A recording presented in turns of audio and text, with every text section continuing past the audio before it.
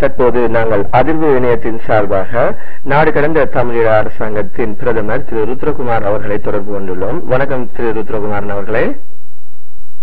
வணக்கம். அதாவது தற்போது நீங்கள் பேசியிருப்பதாக கூறப்படும் ஒரு ஒளிநாடா ஒன்று நேற்று முன்தினம் வெளியானதில் இருந்து தமிழர்களுக்கு மத்தியிலே பல பரபரப்புகள் ஏற்பட்டிருக்கின்றன. அதாவது தமிழீழம் வேண்டாம் என்ற தொனியிலும் தேசிய தலைவரை பற்றி பேச தேவையில்லை என்ற தொனியிலும் இந்த ஒளிநாடா ஒரு சிலரால் வெளியிடப்பட்டிருக்கின்றது. இந்த நாடா அல்லது இது போன்ற நிகழ்வுகள் வெளிவந்திருந்தமை குறித்து நீங்கள் என்ன அதிர்வு இணையதளத்திற்கு சொல்ல விரும்புகின்றீர்கள் என்று சுருக்கமாக கூற முடியுமா? முதலாவதாக நீங்கள் இதுவரை என்னிடம் கேட்ட பொழுது நான் இதற்கு பதில் கொடுக்க நான் விரும்பவில்லை. ஏனென்றால் நான் பதில் கொடுப்பதன் மூலம் இப்படிப்பட்ட செய்திகளை டிக்னிட்டை அப்பொழுது போன்ற என்னுடைய நோக்கத்துக்காக நான் பதில் கொடுக்க விரும்பவில்லை. ஆனால் செய்து போவது நல்லது என்ற காரணத்தால் நான் கூறுகின்றேன். என்ன நடந்தது என்றால் போன சனிக்கிழமை லண்டனில் இருந்துதான் ஒரு கோல் ஒன்று வந்தது. அந்த நம்பர் அந்த இலக்கமும் என்னிடம் இருக்கின்றது.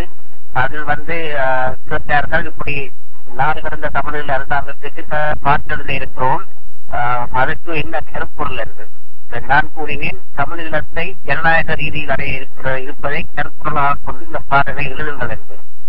அவர்கள் கேட்டார்கள், பின்னர் தலைவரை போடலாமாட நான் நிச்சயமா தலைவரை போடுங்கள் என்றேன். பாலாண்ணாவை பற்றி போடலாமாட நிச்சயமா பாலாண்ணா பற்றி போடுங்கள் என்றேன்.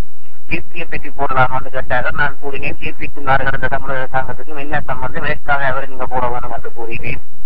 கேட்டார்கள், என்ன பெட்டி போடலாமோ நான் சொன்னேன், என்ன பெட்டி போட வேணாம், தமிழ் நாடு கடந்த அரசாங்கத்தை பற்றி பாருங்கள், என்ன பெட்டி ஒன்றும் குறிப்பிட வேண்டாம் என்று.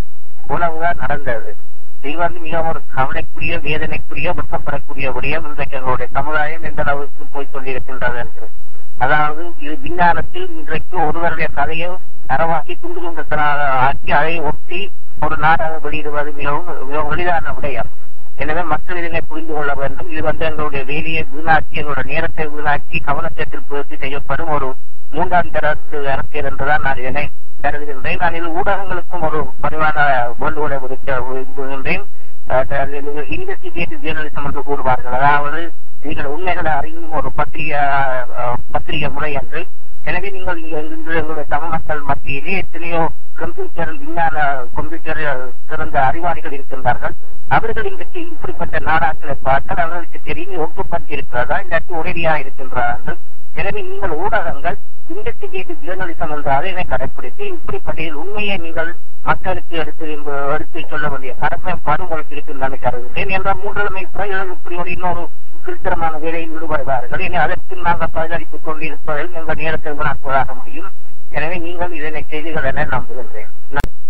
நன்றி ருத்ரகுமாரன் அவர்களே.